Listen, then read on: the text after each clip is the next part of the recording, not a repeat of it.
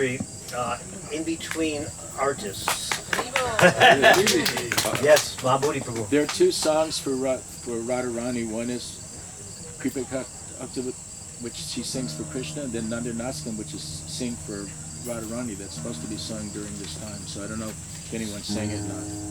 If they haven't sung it, I'm sure it'll be sung before the end of the day. These beautiful songs. So Radhe, Radhe, Radhe. Her names we always pray. Today is called Radhastami, and it's her special day.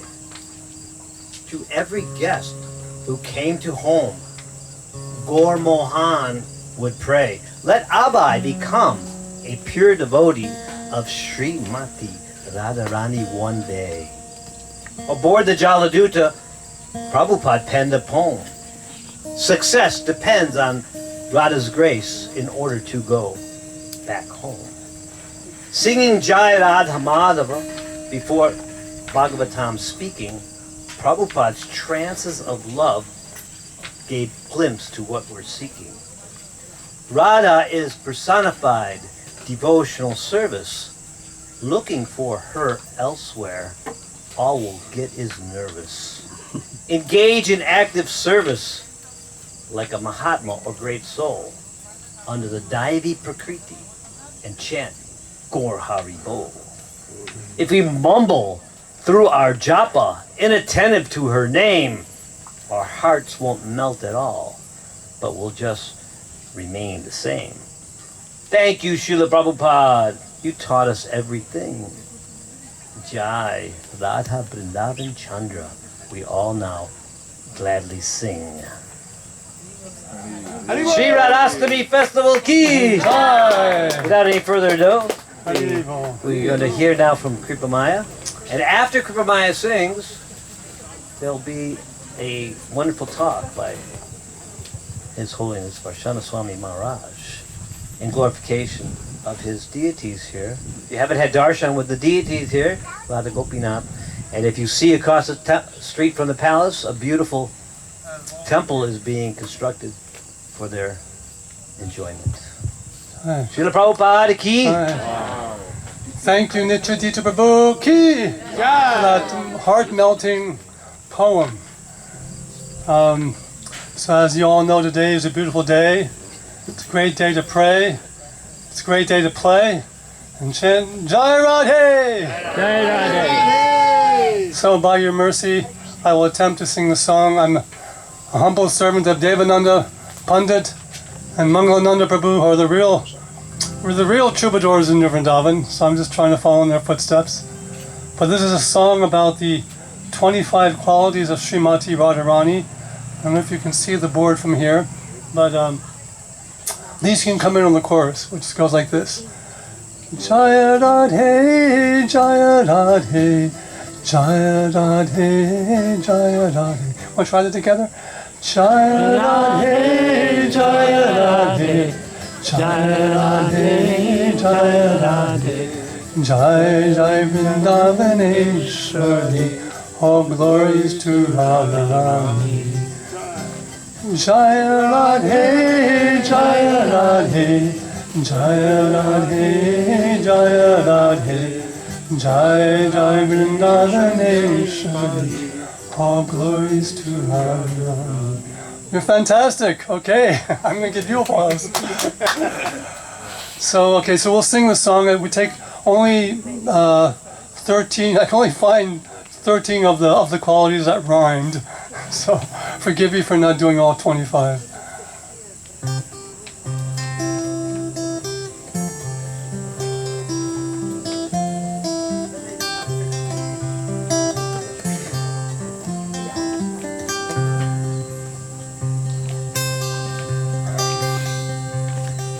Radha is Krishna's life and soul. She keeps him under her control. She always dresses so nicely.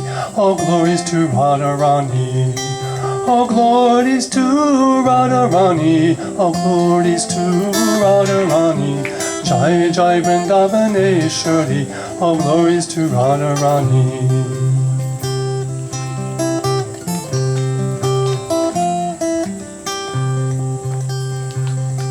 Radha is sweetness personified. Her moving eyes are open wide. She's patient, shy, and speaks sweetly. All glories to Radharani. All glories to Radharani. All glories to Radharani. Jai Jai Vrindavaneshwari. All glories to Radharani.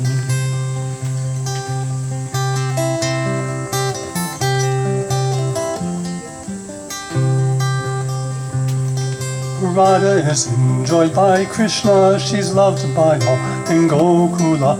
She always smiles so brightly, all glories to Radharani. All glories to Radharani, all glories to Radharani. Jai Jai Vrindavaneshwari, all glories to Radharani.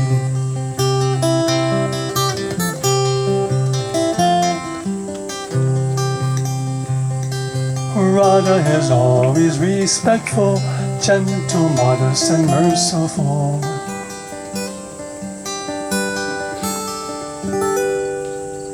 So if we want Krishna's mercy, let us pray to Radharani. Jaya Radhe, Jaya Radhe, Jaya Radhe, Jaya Radhe, Jai Jai Vrindavaneshwari. All glories to Radharani. All glories to Radharani. All glories to Radharani. Jai Jai Vrindavaneshwari. All glories to Radharani. Radhe Shyam, Radhe Shyam, Shyam Shyam, Radhe Radhe. Radhe Shyam, Radhe Shyam, Shyam Shyam, Radhe Radhe. Radhe Shyam, Radhe Shyam, Shyam Shyam, Radhe Radhe. Radhe Shyam, Radhe Shyam, Shyam Shyam, Radhe Radhe. All glories to Radharani, all glories to Radharani. Jai Jai Vrindavaneshwari, all glories to Radharani. All glories to Radharani, all glories to Radharani. Jai Jai Vrindavaneshwari, all glories to Radharani. One more time. All glories to Radharani, all glories to Radharani. Jai Jai Vrindavaneshwari, all glories to Radharani.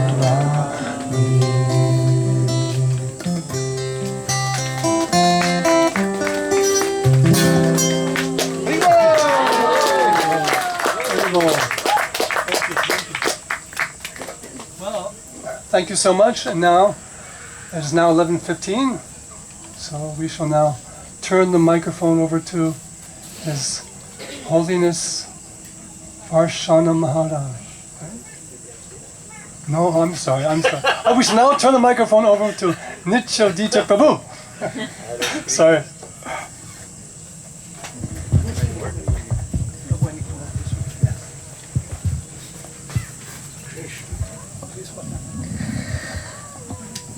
Before introducing His Holiness Varsana Swami, we're going to continue glorification of Srimati Radharani with a short interlude, poetic interlude. Radhe, Radhe, Radhe, your names we always pray. Today is called Radhastami, and it's your special day. Krishna's mercy sometimes is very hard to find. You make it very easy though, because you're so soft and kind. Janmashtami means fasting, all day and all the night. Come noon on your birthday, however, you let us take a bite. You are the best devotee, we also proudly boast. That is due to your loving Krishna, the very, very most. You're a tender-hearted female, Lord Krishna's counterpart, embodiment of compassion. You have the softest heart. You truly care for Krishna's devotees. That is plain to see. Since you are very easy to please, we beg you for Krishna's mercy. In Brajadam, you are the queen. Your subjects include Cupid. Since Krishna is controlled by your love, not to serve you is just plain stupid. Recommend me to Krishna, Vrindavan's cowherd boy. His mercy's guaranteed because he's just like your play toy. Vrishabhanu finds you blinded on a shining lotus golden. When Krishna comes before you, your first sight beholden. Of all the girls of Gokul, you rightly stand alone. Your beauty, dress, and love captures Krishna as your own. Even in Krishna's own hometown, your name is chanted more, 'cause all the Brijabasis know you have the key to Gopal's door. Whoa. Brijabasis are Krishna's life and soul, the gopis especially so. But only to you, dear Radha, does all his love overflow. Searching for a perfect lover, this world spins round and round. Even Krishna wants what you have, prema bhakti, quite profound. You combine with Shyamasundar to become Lord Gaur Hari, begging all to take your love. Come chant our names, it's free. Your name is in the mantra. For those who know can see, your name always comes before the Lord, the way to get his mercy. Hare Krishna, Hare Krishna, Krishna Krishna, Hare Hare, Hare Rama, Rama Ram, Hare Hare. Radhe Radhe Radhe, your names we always pray. Today is called Radhastami, and it's your special day. Srimati Radharani's Transcendental Appearance Day, Ki! At this time, we'd like to introduce His Holiness Varsana Swami Maharaj. His Holiness Varsana Maharaj is a pure devotee of Srimati Radharani. He's dedicated his life to devotional service, especially in the service of pleasing Srila Prabhupada by excavating the lost places of pilgrimage of New Vrindavan. And we are so happy to see the gradual manifestation of Sri Sri Radha Gopinath Temple across the street from the palace, which will house these beautiful deities of Radha Gopinath and their associates to experience all of your devotion. We thank you so much for coming and bringing your heart's love for this wonderful festival. And these deities which we're worshiping today will have a home of their own quite soon, right, Gaur Shakti? Right? Quite soon. We don't want to set any deadlines. I got in trouble for doing that last time, but You got in trouble twice. quite soon, and then you'll be able to have darshan on a daily basis. So Varsana Maharaj is known throughout the movement as very humble and austere devotee, sannyasi, and not only that, but a scholar whose devotional insights are truly outstanding and amazing and lift the hearts of all who hears him speak. So we are all very pleased, and you should all feel very honored to have this opportunity to hear the glories of Srimati Radharani on this very auspicious day, in this very auspicious atmosphere. Srila Prabhupada's palace, where Srila Prabhupada personally came to give us Krishna Bhakti, is here, and we are at his feet, literally down here. We're at his feet. So Prabhupada, such a great devotee of Srimati Radharani, and great devotees like to associate with other great devotees. So let us encourage Maharaj. He's very shy and humble, and we need to encourage him by loudly chanting Hari Bol 3 times. Hari Bol! Hari Bol! Hari Bol! Srimati Radharani Transcendental Appearance Day, Ki Jai! His Holiness Varsana Swami Maharaj, Ki Jai!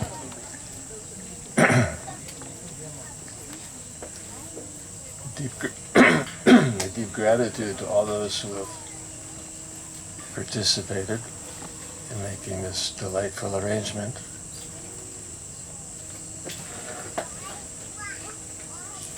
Here on the banks of Kund, in a place being acknowledged as Kamala Kunj, where we last month celebrated Balaram Jayanti with Krishna and Balaram here on an ox cart, which is now transformed into a chariot. And if you're not aware of the significance, Srila Kavi Karnapur, the son of Shivananda Sen, describes in his writings that he describes what the Astakaliya Lila is like in Goloka Vrindavan, which is reflected in the process of deity worship by the ragas we sing, the outfits the deities wear, and the moods of the eightfold periods of the day. Kavi Karnapur describes how, concluding the evening pastimes of Radha and Krishna in Nidhivan, Vrindadevi directs the breeze to softly rustle the leaves in the trees, which awaken the birds, who begin a very gentle song to awaken their lordships.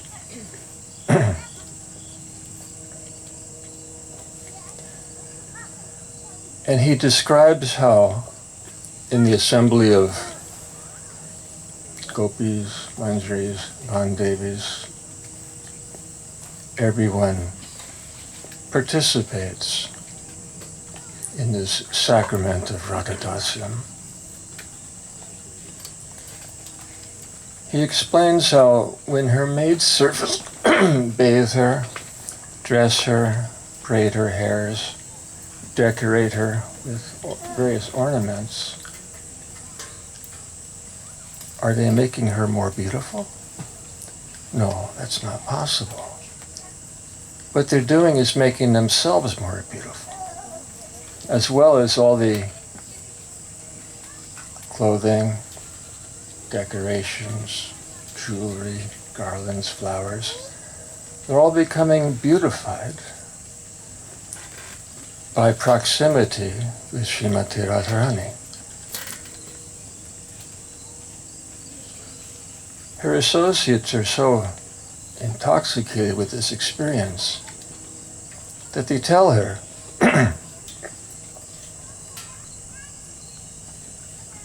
we should, or you should, subdue Lakshmi Narayan by your superior beauty, sweetness, and charm.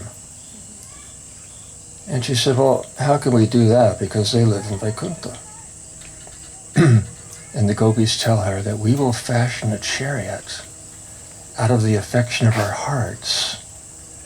Your beauty will be the charioteer, that you can arrive in Vaikuntha in no time and reveal to Lakshmi Narayan and all of Vaikuntha the very source of the opulence, majesty, glory, and power there. And then he'll be back in no time, drawn by the speed of this chariot, which is Radha Gopinath's altar today. In celebrating her 14th birthday, which has been a custom for the past 5,000 years, it is helpful to understand the nature of Ladini Shakti, which is the very essence of love and source of the other aspects of Krishna's Ichcha Shakti, by which all his desires are fulfilled. Ladini Shakti is the source of the power in Samvit, Samdini, eternal existence, Samvit, perfect cognizance, culminating in Ladini Shakti, the love, which is the source of the pleasure and the satisfaction. In that world comprised of eternity, knowledge, and bliss, as is our own jiva soul,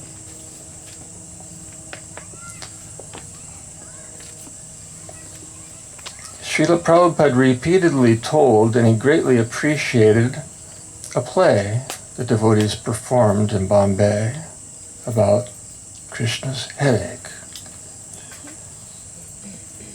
which he thought very well portrayed the nature of pure devotional service and was greatly appreciated by the audience. Krishna's headache, which occurred when he was in his Dwarka Lila,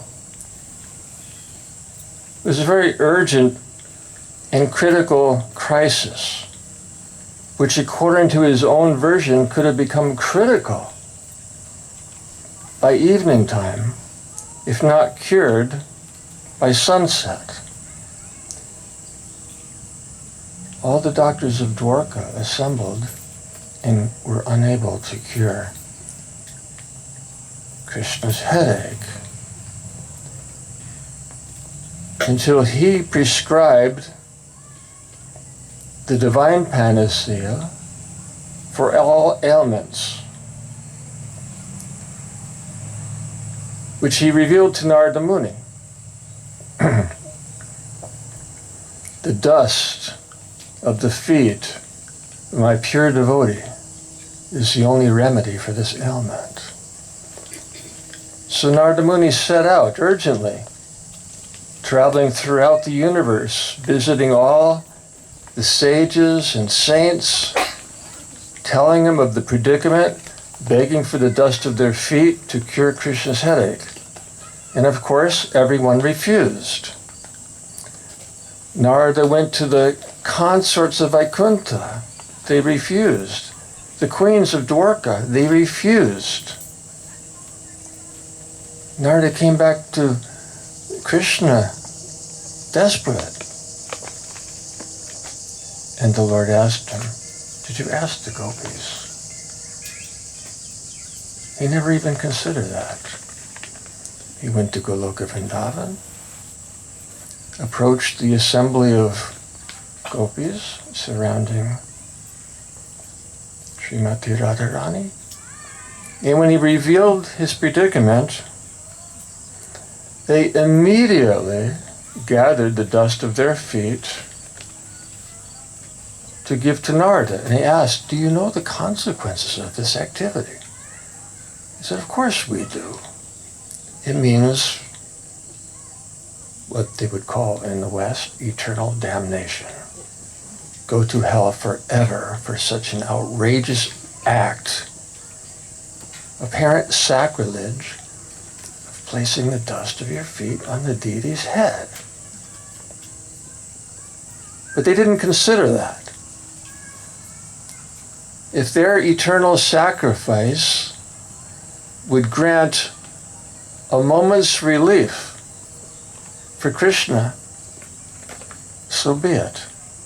So Narada took that dust upon his head and delivered it to Krishna. And his imaginary malady was cured forever. And Krishna asked Narada, "You know, you're the first one I asked for the dust of the feet of a pure devotee. a position for which you are universally celebrated. And you wouldn't even consider my prospect.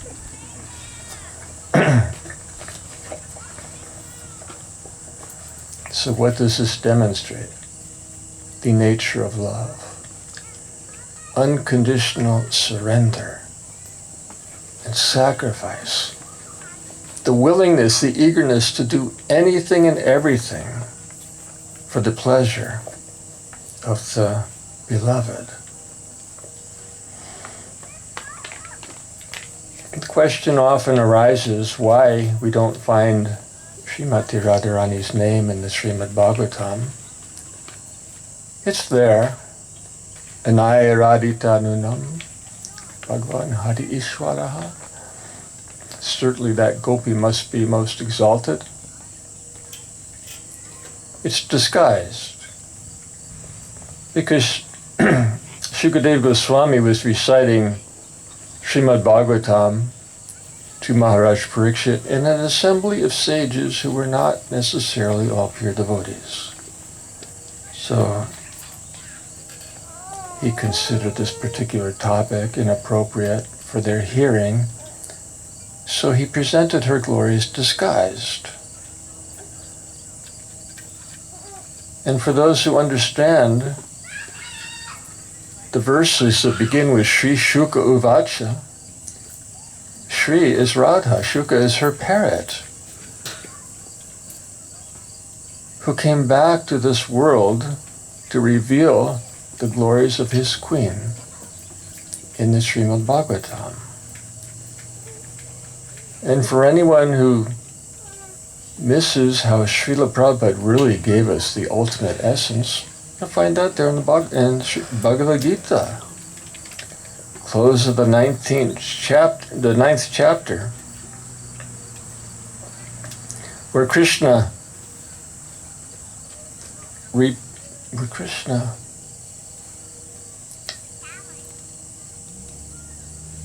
he sings a verse which is repeated nearly verbatim at the conclusion of the 18th chapter. Manmana bhavamad bhakto majyati nam namaskara mami vaishyasi satyante pratitane priyosi me. Always think of me, become my devotee, worship me, offer your homage unto me, and surely you will come to me, because you are my very dear friend. First two lines are verbatim at the conclusion of the 18th chapter. Second two lines, wording varies a little bit. And Srila Jiva Goswami says that the reason Krishna repeated this verse is because in the 9th chapter, he's singing of his devotee's love for him, whereas in the 18th chapter, he's revealing his own heart's love for his devotees. It's an interesting transition from the 9th chapter of Bhagavad Gita to the 10th, because there, after evaluating the merits of karma, jnana, yoga, Krishna focuses exclusively on bhakti, unalloyed devotional service. When Srila Prabhupada was in Boston and he saw the sign advertising unalloyed steel, he said, this is an indication of what we're offering. Bhakti, with none of the alloys of karma, jnana, yoga.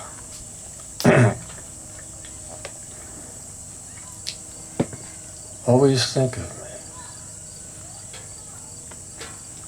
How can you always think of someone? It's only by love.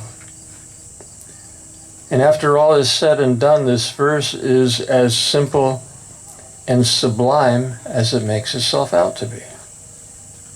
Because love prevails in the hearts domain and forever rules supreme over all. And that's why we can say that Srimati Radharani, who is Krishna's internal potency, is the very source of his power. And like an ocean, which is the goal of all rivers, their individual merits being worthy only inasmuch as they reach that final destination, which is also their origin. That's why Queen Kunti prays, O Lord of Madhu, as the Ganges forever flows to the sea, let our hearts be ever drawn to you without being diverted to anyone else. Like true north, our hearts are aligned naturally, spontaneously, to the object of our love. And Krishna explains that knowledge and detachment derive their merit as mere concomitant factors, byproducts of bhakti. The more specific feature revealed in Krishna's illumination of the nature of the soul's relationship with him. In 10th canto, he says, following the 9th chapter, where he reveals the nature of pure devotees. Their thoughts reside always in me, their lives fully dedicated to my service, and to Shanti Cha Ramanti Cha, they derive great satisfaction and bliss, always enlightening one another and conversing about me. And in the purport to that verse, Srila Prabhupada explains that Srimad Bhagavatam is very dear to the devotees because it emphasizes only pure devotional service, with no taints of karma, jnana, or yoga tainting its pages. And he says in the purport, in Bhagavad Gita, that devotees relish this Srimad Bhagavatam just like the way a young boy and girl relish each other's association.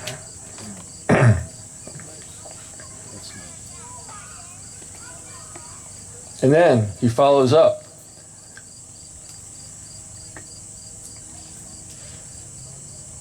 To them, I, holding the torchlight of knowledge, reveal the pathway by which they achieve me. And to those who are constantly devoted and who worship me with love, I provide the understanding by which they come to me from within their hearts, holding the lamp of knowledge to reveal the pathway back to home. Kaviraj Goswami cites this verse 3 times in Caitanya Charitamrita, explaining the nature of the Siksha Guru, whose spiritual function is awakening our divine consciousness, which Srila Prabhupada says right there in the purport in Bhagavad Gita, enthralls the devotees who relish his eternal mellow, rasa. That means that that torchlight of knowledge, which you could interpret as meaning gyan, it culminates in Krishna's revealing himself in the darkness of our hearts, culminating in the dark night of the soul, where he reveals through the taste of rasa the nature of our eternal relationship with him. And that love draws our hearts back to home.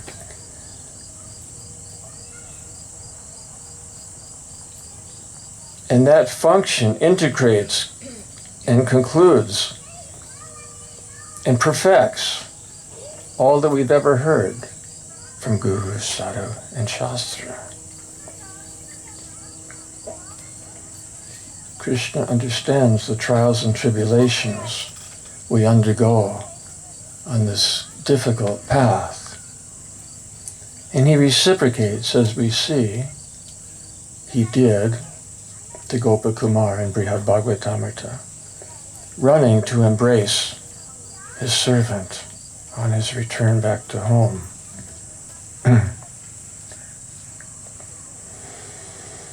In Caitanya Charitamrita,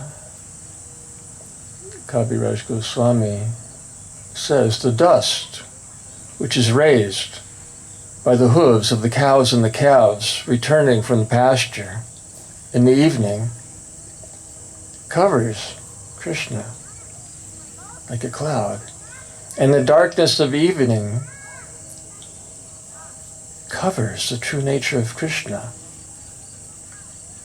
from understanding those ordinary scholars of the Vedas. Thus Krishna's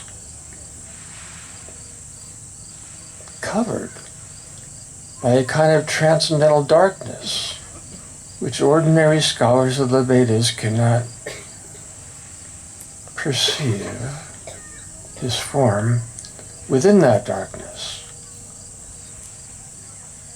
Going back to Krishna illumining the nature of our eternal relationship, that culminates in the 10th canto. After the whole sequence of events leading to and culminating in Rasa Lila, when Krishna called by the song of his flute the gopis, who all assembled. And what sacrifice was that for them? They're little girls, children practically, leaving their homes, their families, their protection, to venture deep into the dark forest, not knowing that Krishna called every one of their friends at the same time. By practical calculation, they would become outcasts. The conservative culture of Braj would not allow back in the home young girls who left in the middle of the night to answer the call of a young boy. So they're sacrificing everything, simply because Krishna is calling. And then when they found out that he called all of them, so they actually had the association of one another, and he questioned, what brings you all to the forest? So, you're the one who called us. And then he preaches to them about morality and duty and dharma and so many things.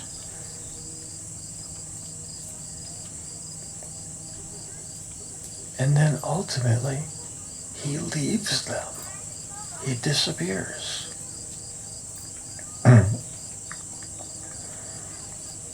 And as they're proceeding deeper into the darkness of the forest, until literally they couldn't see their hands before their faces,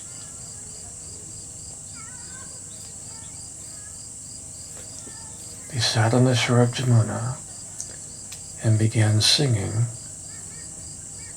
Hare Krishna, Hare Krishna, Krishna Krishna, Hare Hare, Hare Rama, Hare Rama, Rama Rama, Hare Hare.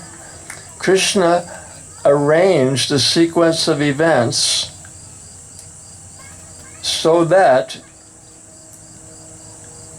back to that Bhagavatam verse, Anaya Radito Nunam Bhagavan Hari Ishwara.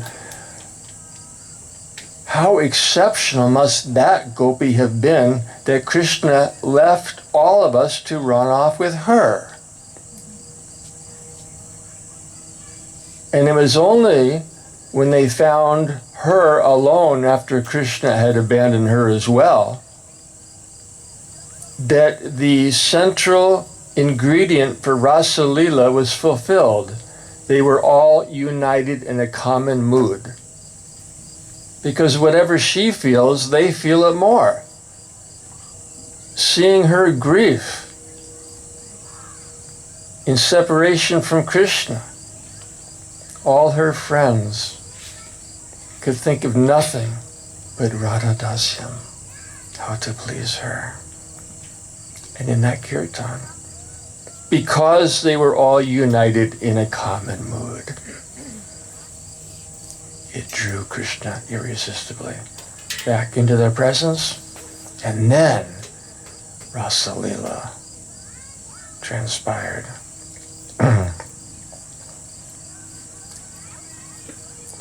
So, bhakti. In this world, the jiva soul is incapable of disentangling himself from the enthrallment of Maya without the assistance of the Ladini Shakti of the deity, his internal potency. And how does that work? She energizes both Bhakta and Bhagavan.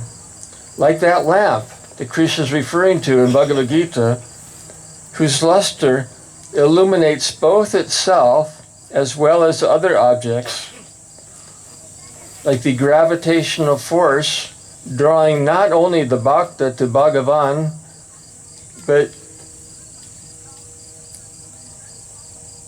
drawing Bhagavan to the devotion of his servant as well, by the effect of his pleasure-giving potency, his Ladini Shakti, who expands to be born in the hearts of her pure devotees, which gives joy to them and to him as well. All bhakti is conducted under her auspices, and only by her grace are we able to please her beloved. That grace manifests as selfless surrender to Krishna, and in reciprocation, he surrenders to the love of his devotees. In the practical experience we can all feel is the joy which expands in the assembly of devotees, acknowledging her as the controlling deity of that joyous energy.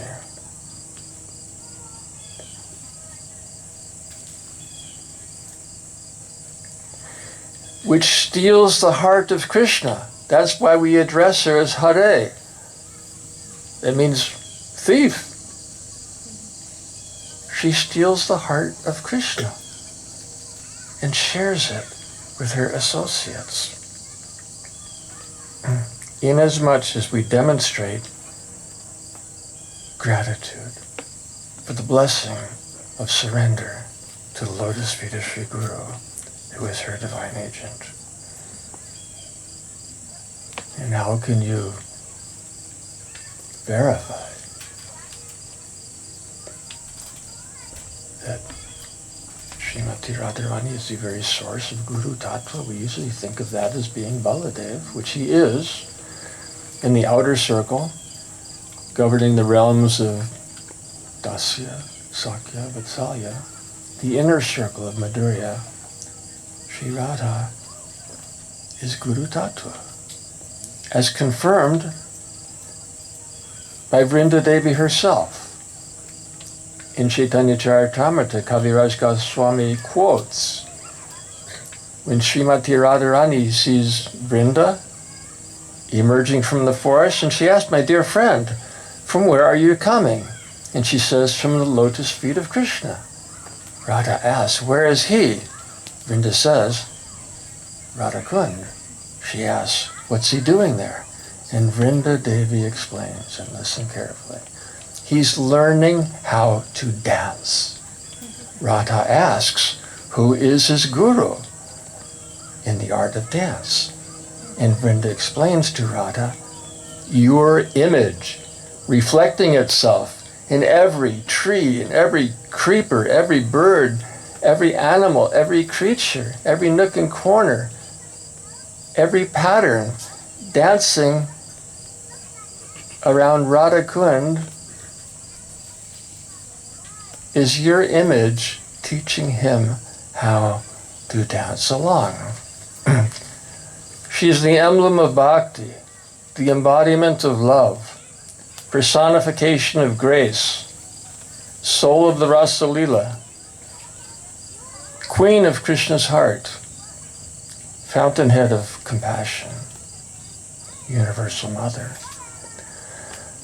who appears to assist Krishna in every one of his avatars.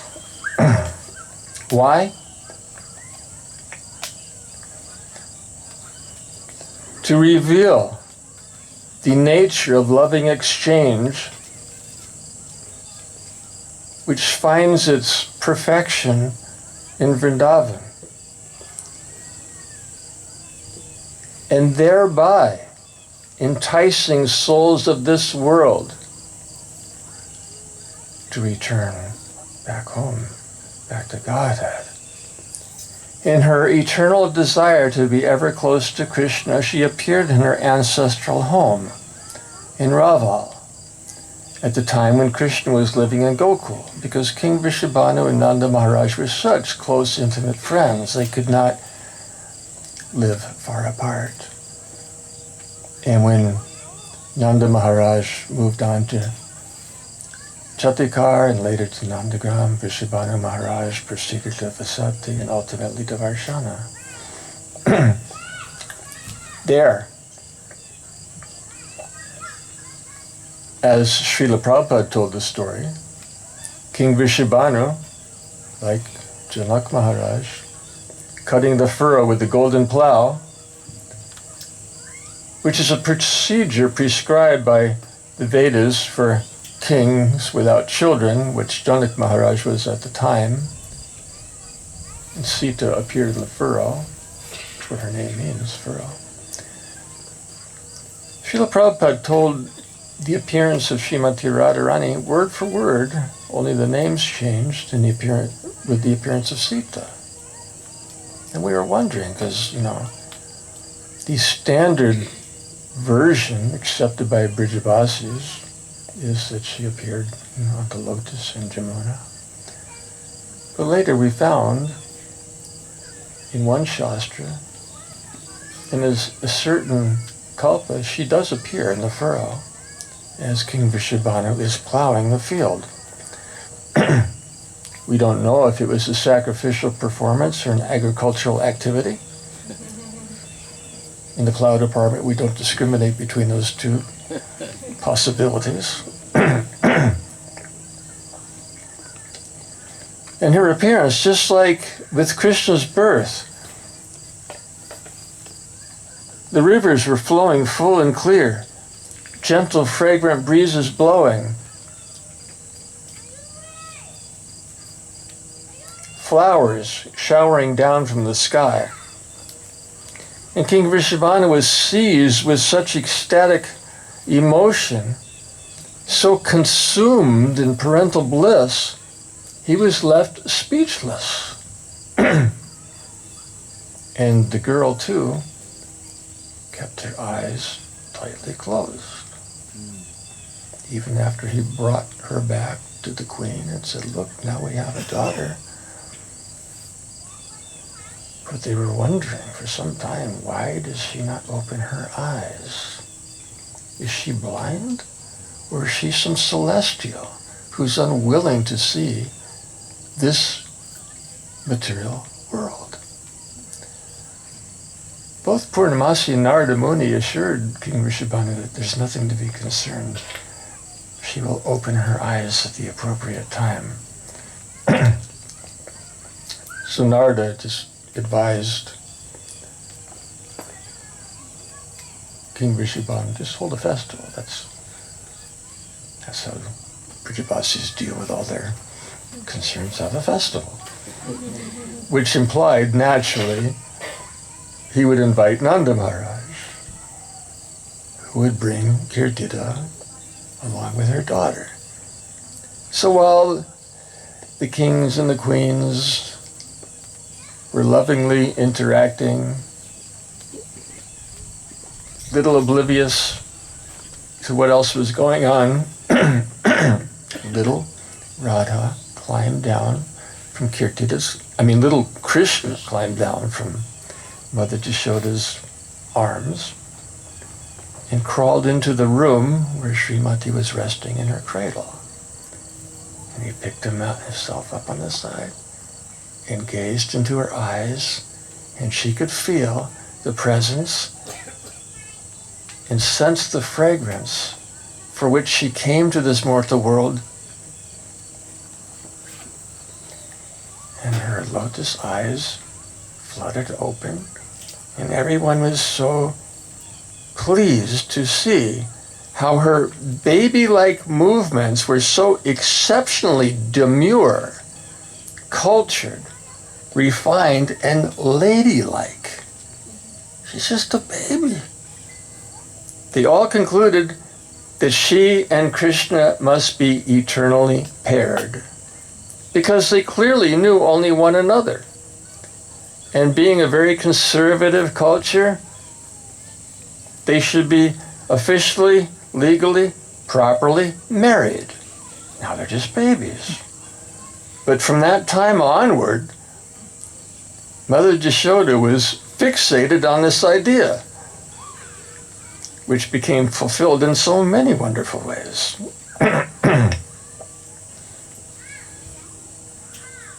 One kalpa she appears in Vrishabhanu Kund, which is a large lake and it's unique in the sense that it's so large, and then it has like a peninsula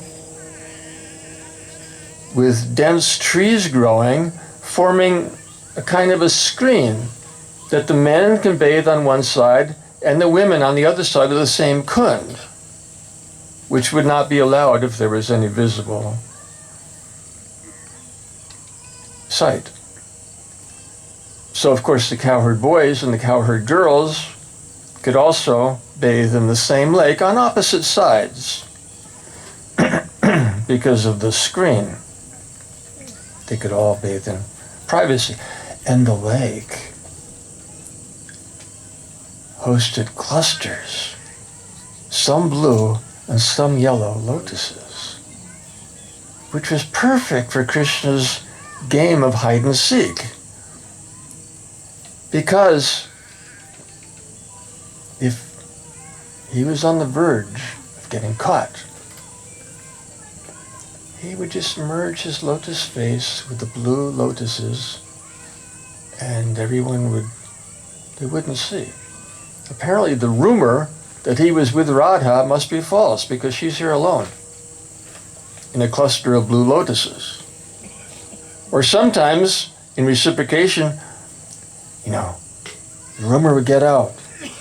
And Jatila, Kutila, Abhimanyu were always eager for evidence that they're associating. So they'd run to Bhanu Kund, and she would just merge her lotus face with the yellow lotus flowers, and they'd come, and all they would see is the sapphire complexion of Gopal amidst a cluster of golden lotuses. And that would also facilitate Krishna swimming underwater to sometimes just take the dust and sometimes actually grasp the ankles of Sri Radha, which would enthrall and startle her with such emotion to the delight of all their friends. There on the banks of Vrishabhanu Kund, King Vrishabhanu installed Vrajeshwar Mahadev for protection. And even in the iconoclastic terror of Muslim rule, that deity refused to leave. Although there is one deity, both Krishna and Radha, who hid under the surface of the water. And those are the only deities I'm aware of that Vajranabh installed Krishna with Radha. That's Rasa Lila, who were later installed in a temple established by Narayan Bhatta Goswami, who was Vrajacharya, contemporary of the six Goswamis, empowered to reveal the lost holy places, especially in the region of Varsana. His samadhi stands at Uttagam, Lalita's village. It is he, Narayan Bhatta Goswami, who established the standard parikrama route, because while wandering, lost in the forest of Braj when everything was unmanifest, unable to find shastric references or the verdict of sadhus to confirm where the lost holy places were, the deity he wore in a cloth around his neck would, if he was lost, climb down and lead the way.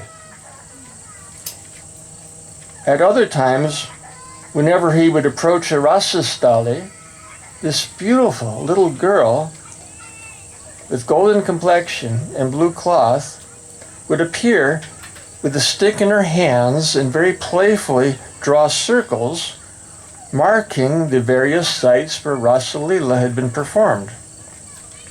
And like Jashoda, which means one who expands the fame, Kirtida, playing a synonymous role, and whose name meaning the same, expanding the fame of the most famous, which in Kirtida's case meant raising Sri Radha as her daughter. Now, unlike Rasa Lila, the deities of Radha and Krishna presiding in Varsana, the other deities did not appear they were not paired with a visible consort. Her presence would be indicated symbolically by a crown, a braid, kunjamala. Because devotees back then understood that Radha is reigning supreme in Krishna's heart. There was no need for a deity previously.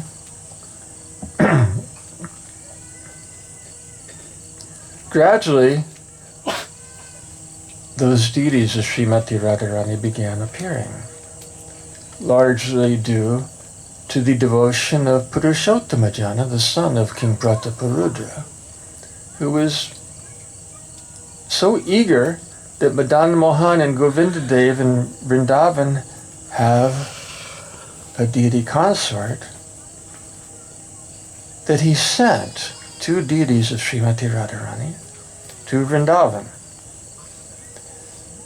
with a large entourage of devotees and abundance of paraphernalia,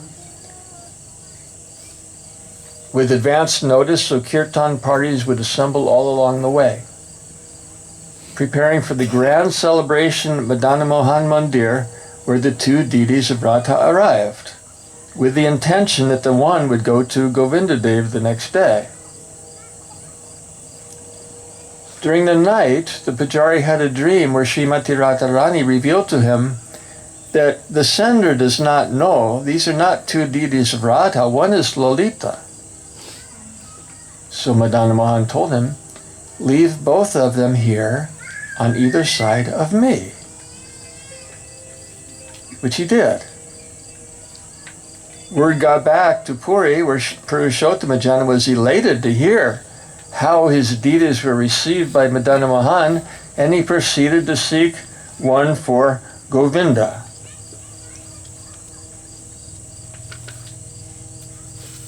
But he couldn't find one. And he searched diligently for a long time and was becoming a little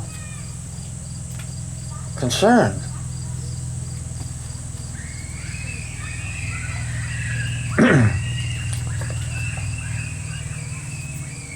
While searching everywhere, until in his dream, Srimati Radharani appeared to him and told him, I'm living right here in Jagannath's temple. I'm being worshipped as Lakshmi, but I'm not her.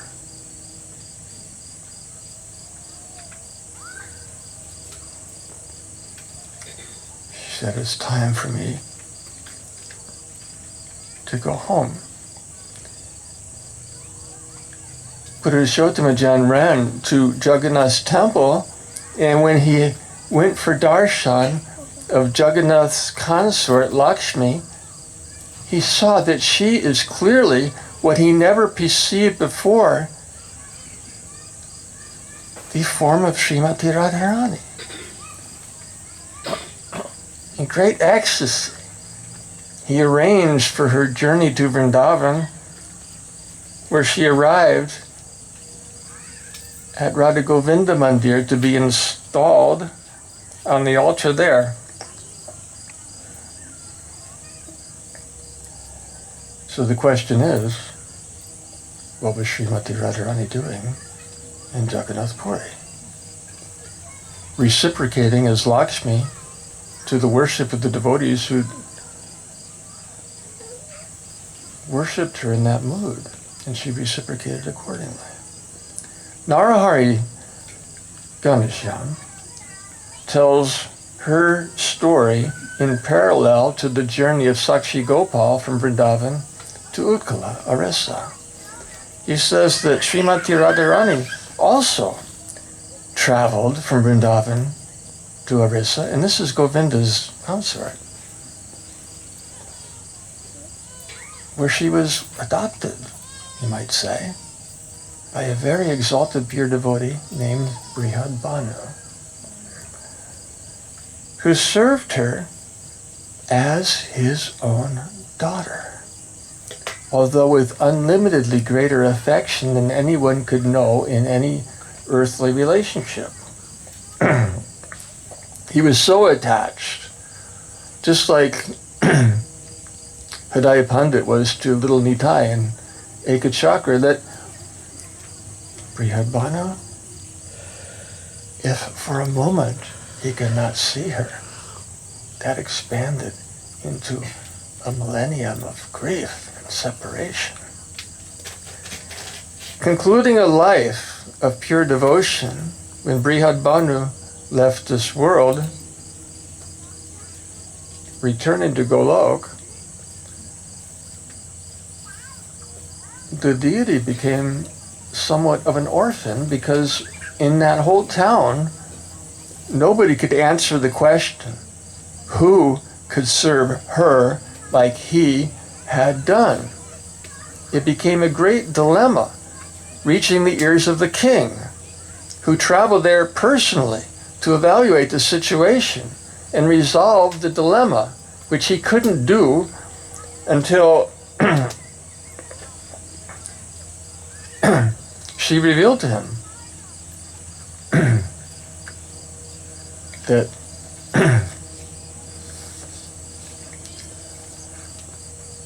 my home is Vrindavan. I want to go back there.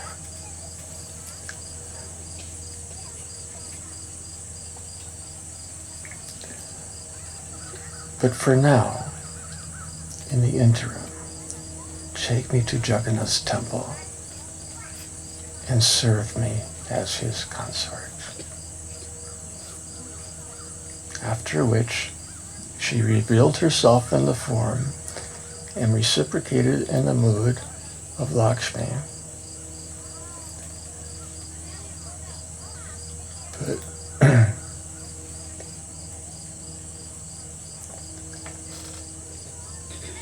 she longed to go back to Vrindavan, and that was facilitated by Purushotamajan sending her there to become the consort of Govinda Dev in Rupa Goswami's temple.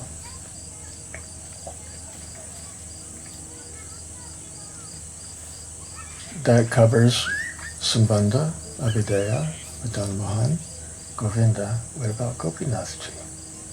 He appeared with a consort. Madhu Pandit and Paramananda Bhattacharya, both disciples of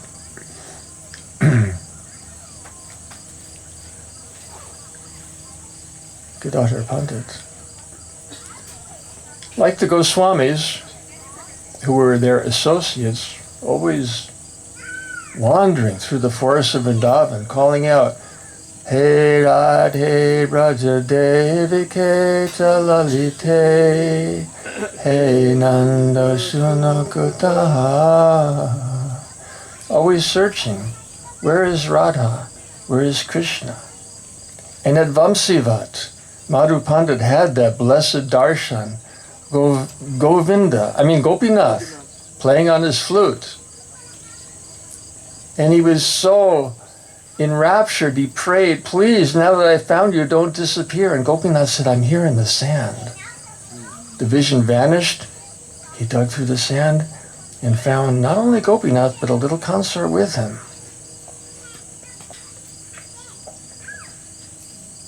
Who was installed and worshipped as Radha with Gopinath until the arrival of Jagannath to Vrindavan, whose Ishtadev is Gopinath, who had his darshan on the shore of Radha Kund, where she would sit and gaze into Salila Kamala Kunj, this lotus-like kunj in the heart of Radha Kund, which is Ananga Manjari's eternal abode, and Jagannath has, who is in Caitanya Lila, the same Ananga Manjari in Braj. When Jagannath was having darshan of Radha Gopinath, she was thinking that his consort, who's the one on Gopinath's right, is too small, because she used to be on Gopinath's left. She's too small. She didn't say anything. That night, in her dream, Gopinath appeared to her, and he said, you're right, she's too small. And she still didn't take it seriously, until Srimati Radharani entered her dream and said, he's right, she's too small.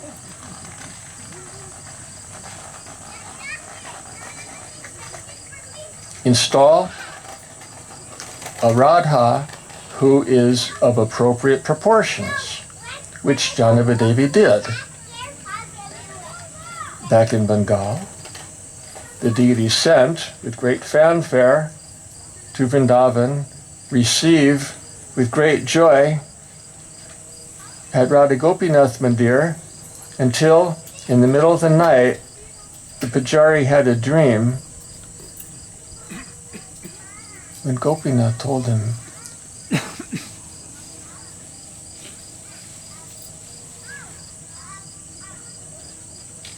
put the little one back where she was and put me in her place. I have awarded my prestige position on Krishna's left side to my little sister Ananga Manjari. I want her to stay there and put me in her place. And that's why Radha Gopinath Mandir is the only place where you will find Srimati Radharani standing on Krishna's left side.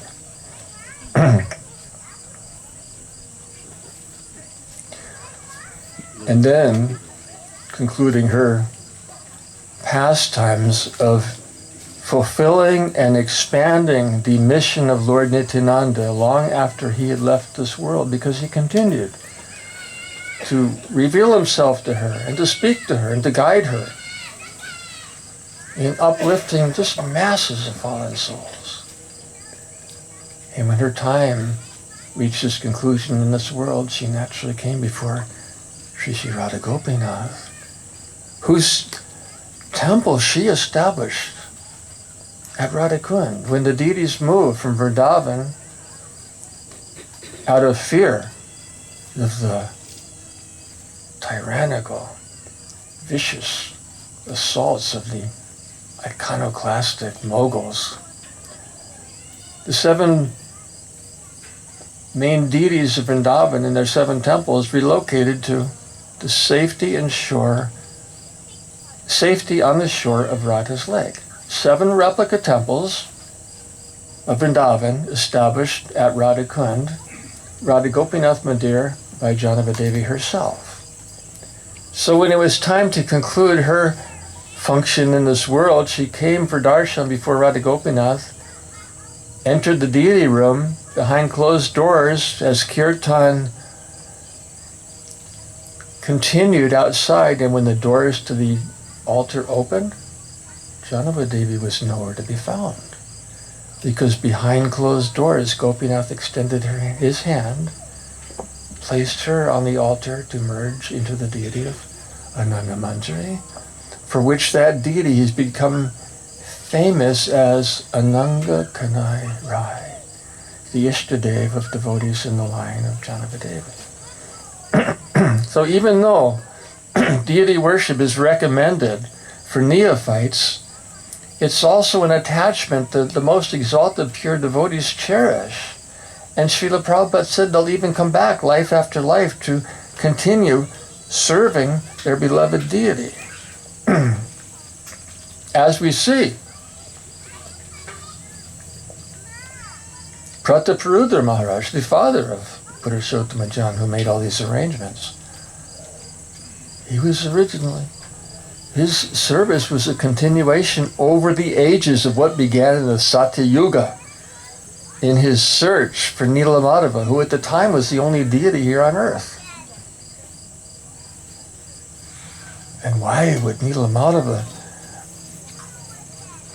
leave the service of the Shabaras in preference to great opulence? He didn't really leave anyone or anything. It was all integrated in Jagannath's temple in Puri, where the descendants of Vishwasu and those of Vidyapati, both by his Brahmin wife and his Shabari wife, all served together the deity as cooks and pujaris and deities and every other service. And that deity, Jagannath, the deity of Vipralamba, highlighted the Kurukshetra,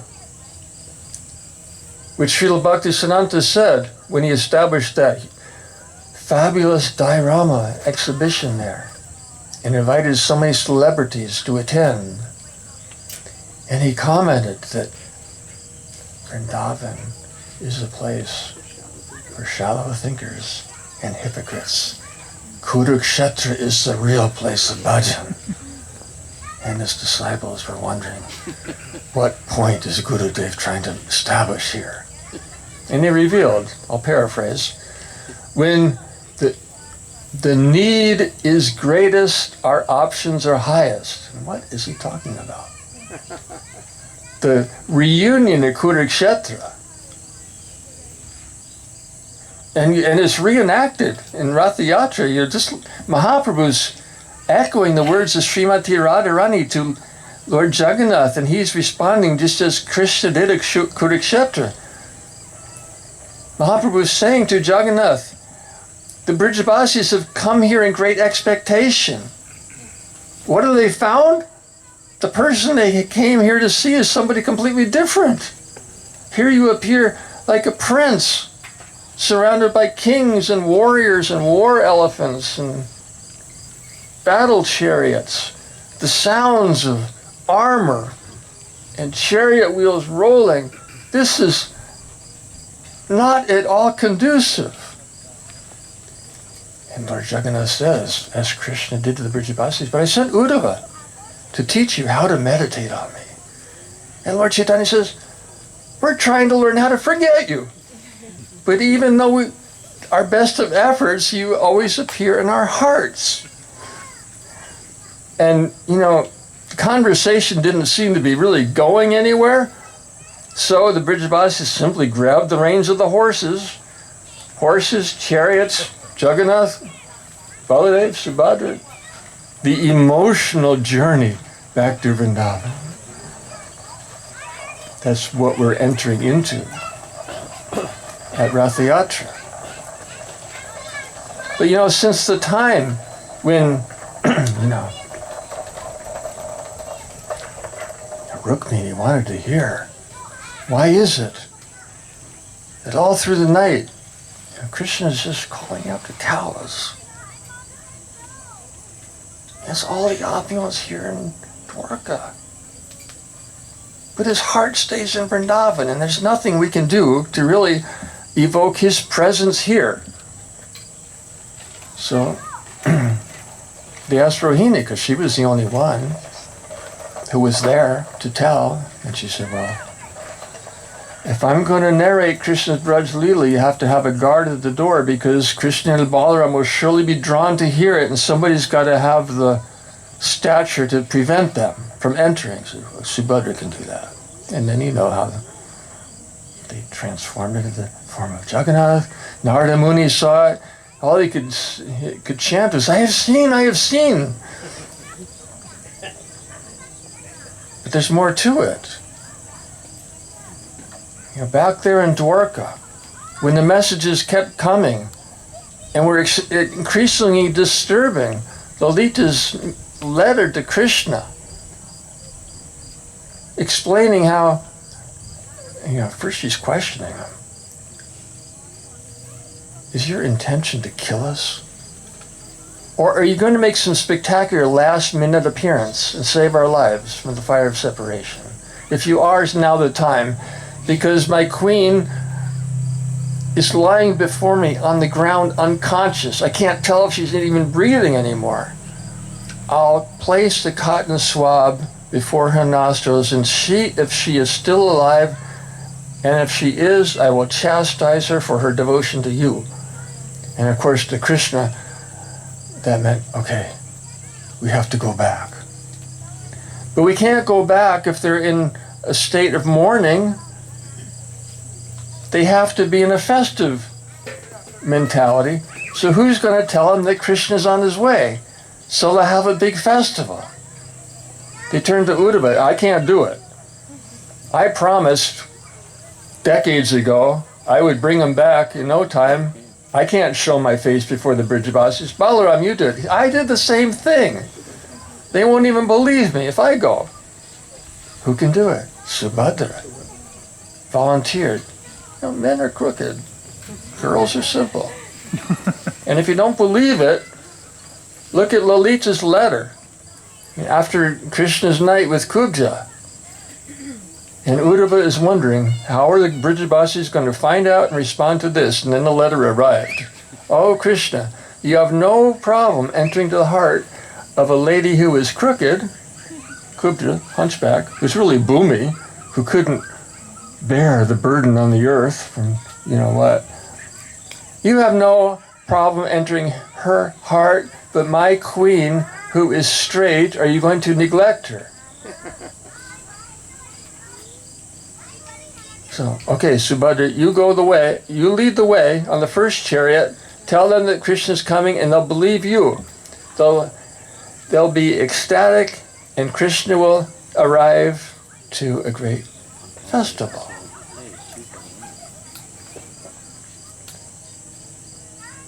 When she arrived, she saw the condition was desperate. Everyone was gathered around the apparently lifeless form of Srimati Radharani, who might have already been totally consumed by the fire of separation.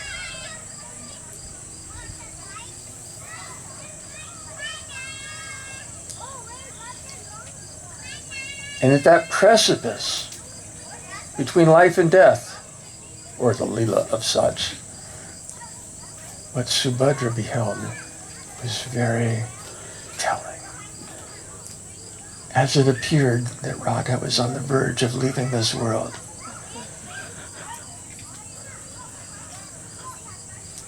being surrounded all along by her friends, trying to console her. But now who's coming forward?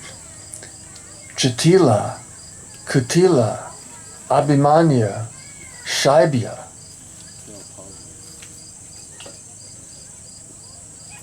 Chandravali, her apparent adversaries,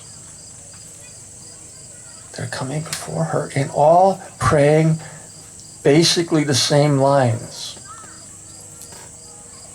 Although we appeared in roles that seemed to be adversarial, it was all done for your pleasure, to enhance your parakiya bhav with Krishna, which through adversarial adventures just continues escalating into higher and deeper dimensions of love and creativity and even humor at times, just not found in the Aishwarya realm. And they're all praying, please don't leave us. And they demonstrated very clearly, articulated in their words, how their love for her was the impetus for everything that they ever did. And without her, they couldn't live. And then Balaram's chariot arrives, and he sees him in the same condition. He can't do anything until Krishna arrives on the third chariot. And when the breeze changed direction and the scent of his fragrance reached her nostrils, and life returned. Once again, her eyes fluttered open. And the grand celebration of Krishna's return to Vrindavan echoed through the sounds of kirtan throughout the length and breadth of Braj. Our deity's schedule reflects the Ashtakaliya Lila, which has a certain standard template with plenty of flexibility and fluidity for special occasions, like the night that Radha woke Krishna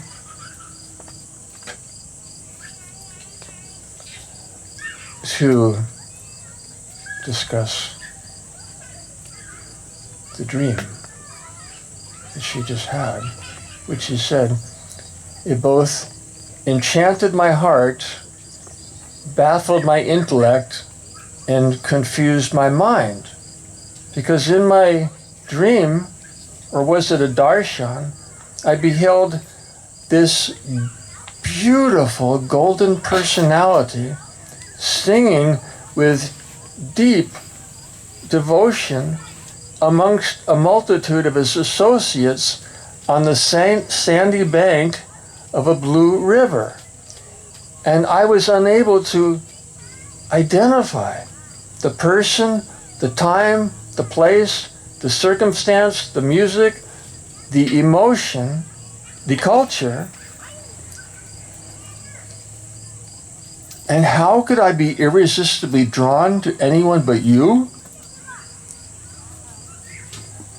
It was also alien and foreign, and yet simultaneously mysteriously familiar to me, because it somehow reminded me of Rasa Lila on the shore of Jamuna. So Krishna sat up, both intrigued and amused. And he told her, tell me more. Who was he? She, that's just it. I don't know. His behavior totally confused me. At first, when I felt irresistibly drawn to him, I thought he must be you in some golden form. And especially when he cried out to me with emotion like only you could know, Hare, and evoking my response, Krishna, as only you could. And then, what? I was thinking he must be you calling to me, Hare. But then when he chanted with the same emotion, like only I know for you, your name, Krishna, I was totally confused. If that golden Brahman was me, then where were you? And if he was me, then where have you gone? Krishna tenderly held her hand and told her, in a mood both playful and sagacious, "O curious cowherd girl, you are aware of my many incarnations and the consorts you have assumed to accompany them. Why can't you identify this one?"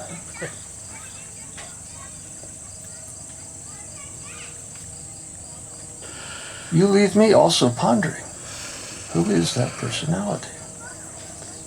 And Krishna leaned back on the pillow behind him and pretended to enter into deep contemplation.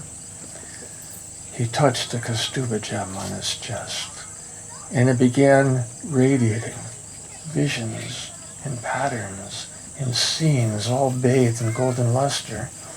And in the radiance expanding through the Kund, from the Kaustubha Mani, Srimati Radharani saw her dream expanding, continuing, unfolding, and extending into the future as the Sankirtan movement of Lord Gauranga, which she concluded was a different dimension of the Rasa Lila. And she supported that by citing Gargamuni's version at Krishna's birth ceremony, that this child also has a confidential feature in golden form.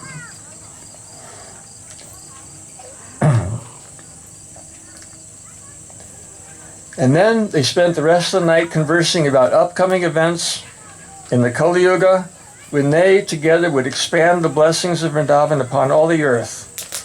And then Radha saw how all her gopi companions would become male associates of Lord Gauranga. And then the gopis entered the Kund and told Krishna, "You need to take music lessons." And he acted like he was taken aback. "What do you mean?" And then Radha took the flute, gifted to her by Vrinda herself, and as her fingers danced upon the holes in the flute, and the enchanting song permeated the Kund, evoking a standing ovation by the assembly of gopis, manjaris, vandevis, birds, and deer, who were all dancing in patterns resonating to the sound of Radha's song. And then Krishna finally confessed, "It's true, I have so much more to learn from her." And that is the essence of Caitanya Charitamrita, proclaimed in the invocation by Kaviraj Goswami, desiring to understand the glory of Srimati's love, the wonderful qualities in him, which only she can relish through her love, and the sublime joy she feels in tasting the sweetness of his love. The Supreme Lord Hari, richly endowed with her emotions, appears from the womb of Sachi Devi, like the moon arising from the ocean. So from the first prelude, mid-Atlantic, just this time of year, in 1965, before which America was in an uninhabitable region, a lone voice upon a very humble, weather-beaten, tiny cargo ship, mid-Atlantic, called out like an invocation, like a prelude to what was to follow. O brothers, I emphatically say unto you, you will receive your good fortune from the Supreme Lord Krishna, even when only when Srimati Radharani becomes pleased with you. Imparting the message of Lord Gauranga as only a great Rasikacharya could, Srila Prabhupada called out with such feeling and earnest in his prayers, ever soothing and comforting us and expanding in his following instructions. In the early 70s, when he would give lecture on Radhastami, it was like golden luster heralding an upcoming dawn of good fortune, imparting the message which only such a Rasikacharya could.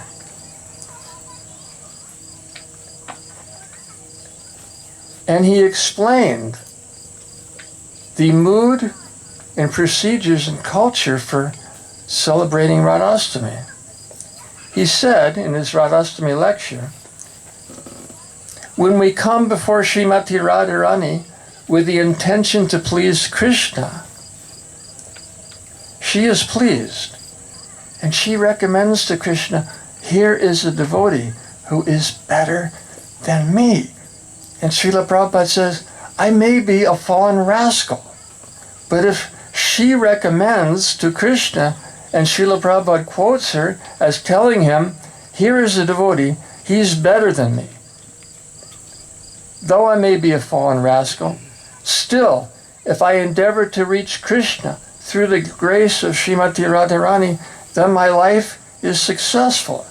And then he concluded, therefore, we worship her first. So don't offer your flower into the hand of Krishna, give it to her with the prayer and the knowledge that the flower petals are symbolic of the delicate assemblage of our heart's affection.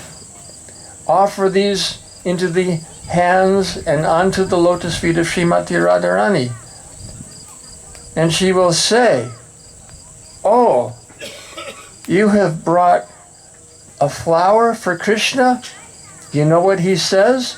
Patram pushpam balam toyam yome bhakti priyachati. So Srila Prabhupada continued, don't offer your flower to Krishna directly. Place it in Radha's hand. And he taught us how to pray to her.